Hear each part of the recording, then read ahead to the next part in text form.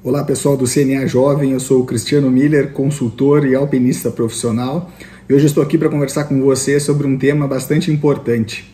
Como prosseguir, como perseverar, como seguir adiante, em projetos e empreendimentos quando surgem situações de dificuldade, de adversidade que eventualmente nos fazem ter vontade de desistir.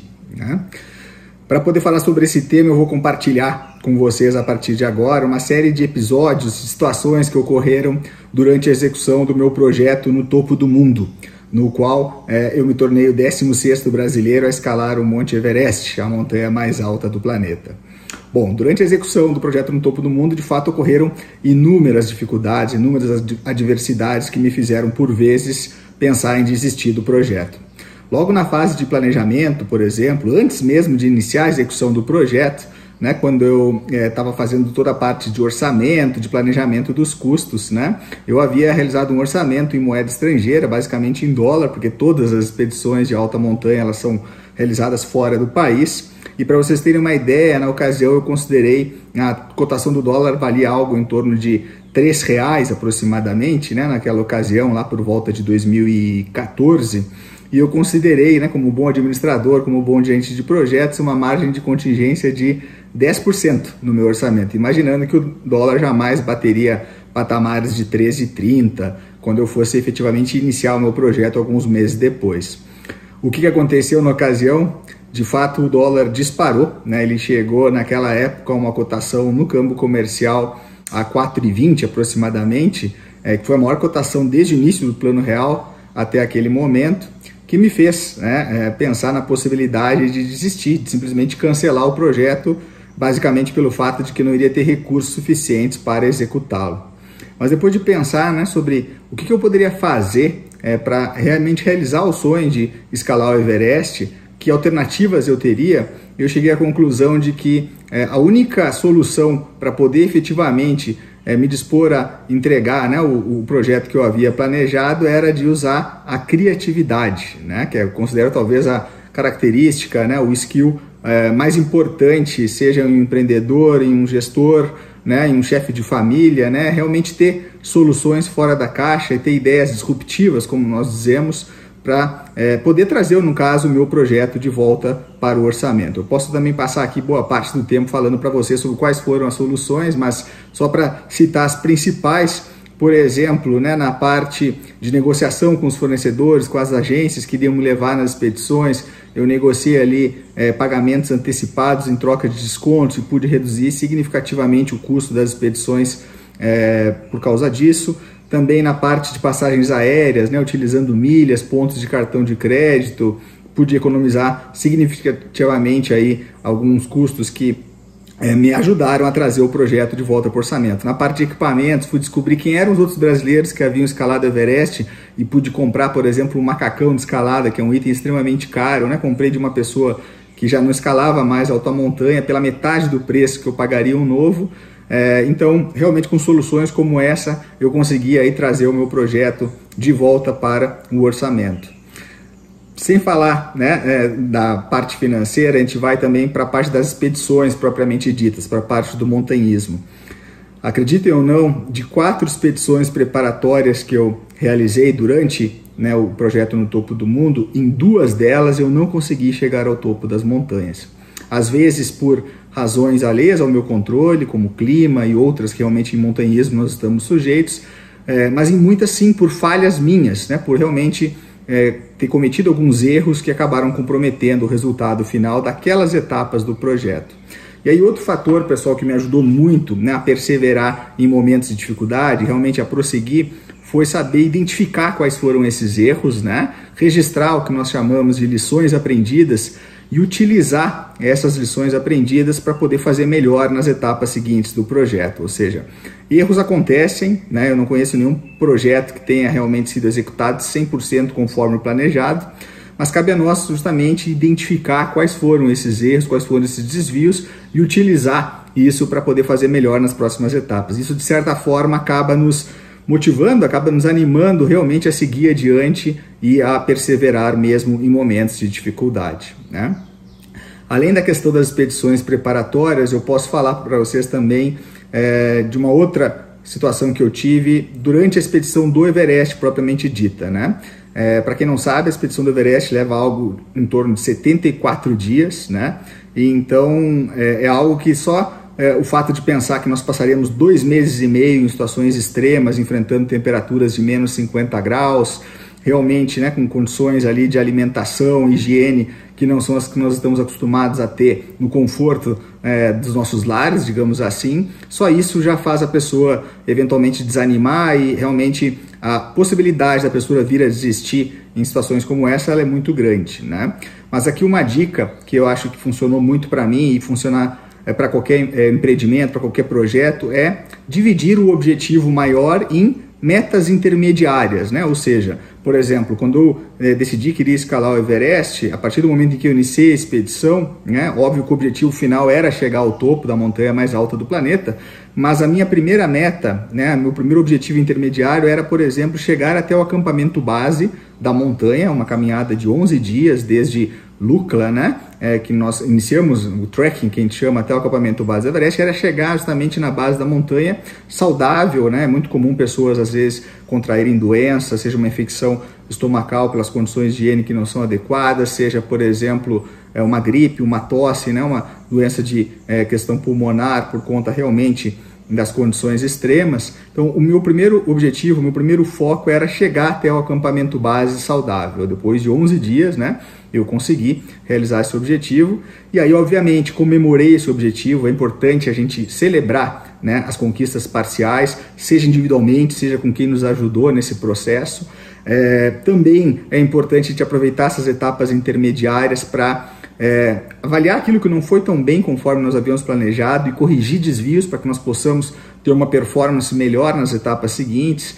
E assim foi que eu acabei desenvolvendo, né, toda a minha expedição. Depois de chegar ao acampamento base, o meu objetivo era chegar ao acampamento 1, era realizar uma aclimatação, né, que é o processo que nós chamamos de acostumar o nosso corpo gradativamente à altitude extrema que nós temos lá no Everest. Depois acampamento 2, 3, 4, até realmente chegar ao cume e retornar à base em segurança, né? Esse era o objetivo maior do projeto, mas eu realmente sugiro, né, aí para pessoas que realmente pensam em conquistar algo grandioso, que tem objetivos significativos, de realmente dividir esse objetivo maior em etapas intermediárias e ir fazendo uma avaliação de cada uma dessas etapas. Isso é algo que nos ajuda bastante também a perseverar em momentos de dificuldade.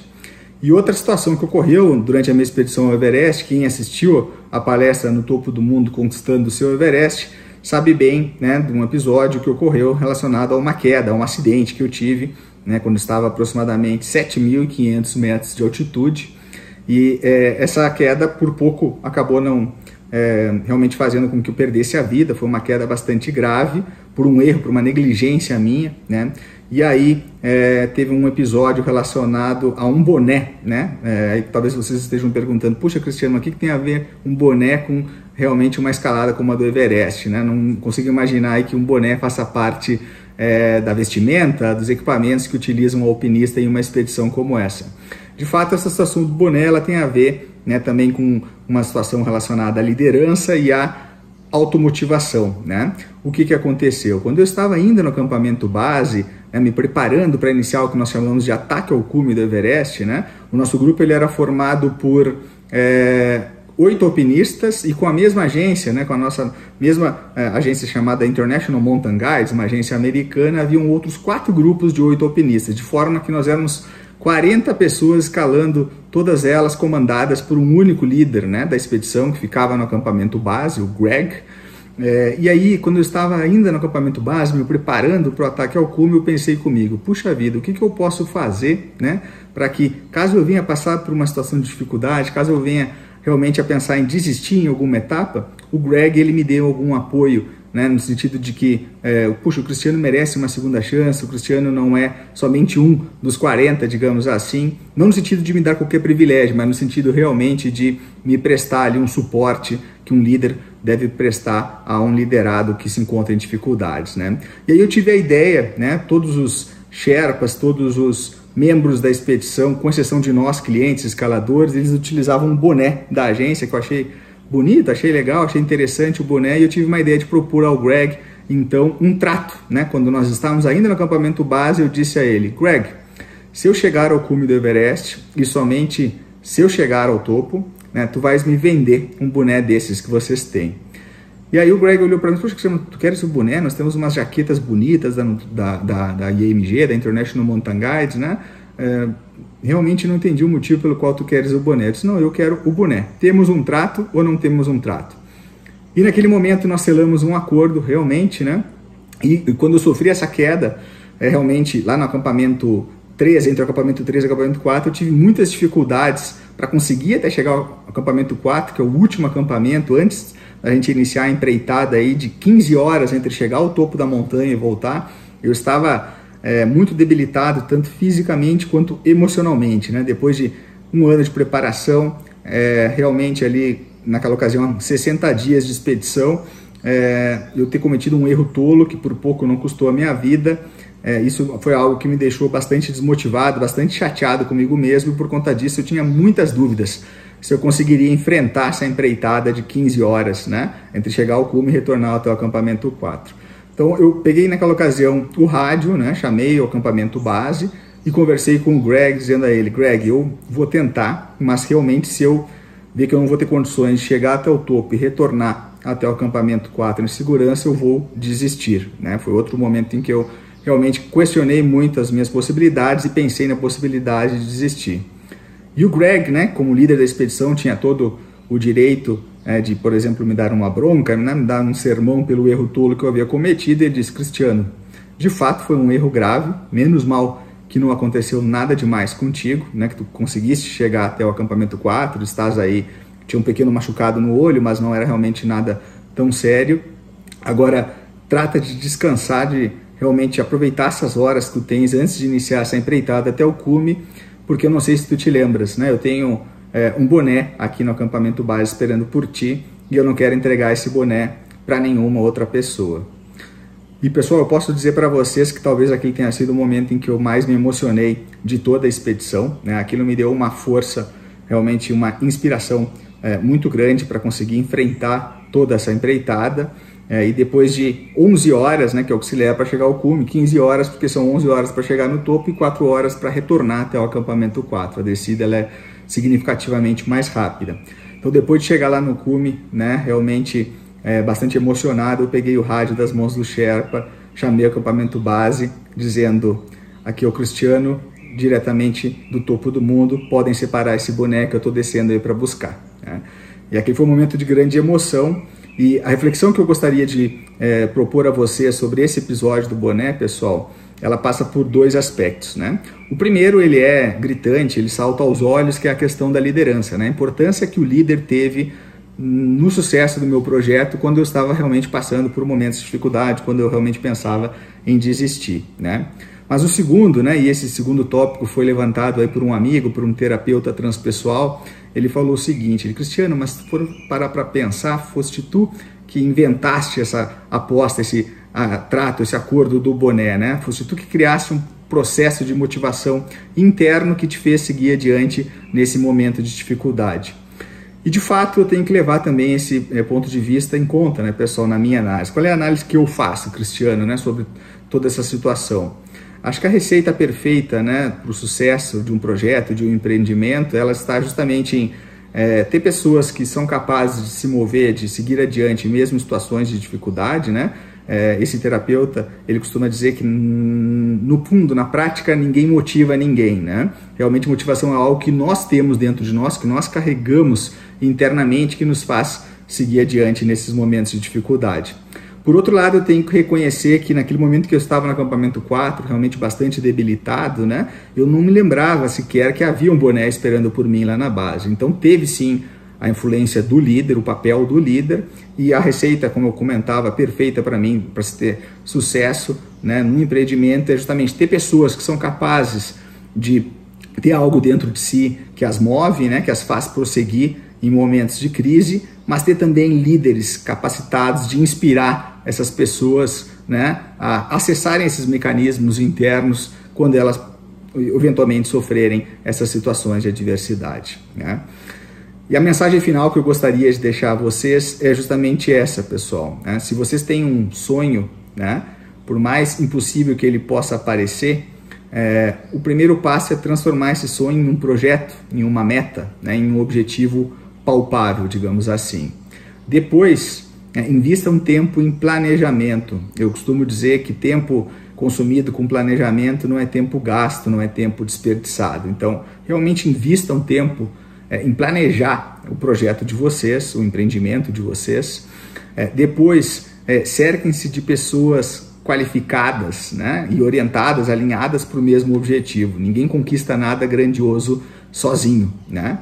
Executem esse projeto de vocês com paixão, com excelência. Realmente acreditem, né, no objetivo, dividam ele em etapas, como eu falei, intermediárias, né, e executem cada uma dessas etapas com excelência, né? Se vocês seguirem essa receita, eu garanto que o sonho de vocês tem grandes possibilidades de se tornar realidade. E se porventura vocês não conseguirem ter sucesso numa primeira tentativa, não há problema, não se esqueçam, né? Vejam, analisem, avaliem aquilo que não deu certo, registrem as lições aprendidas e utilizem esse aprendizado para fazer diferente numa segunda oportunidade, né? Graças a Deus, para a maior parte das coisas na nossa vida, nós sempre teremos uma segunda chance. Para algumas não, mas para a maior parte delas sempre haverá uma nova oportunidade. Essa era a minha mensagem a vocês. Muito obrigado a todos pela atenção. Um grande abraço e rumo ao topo.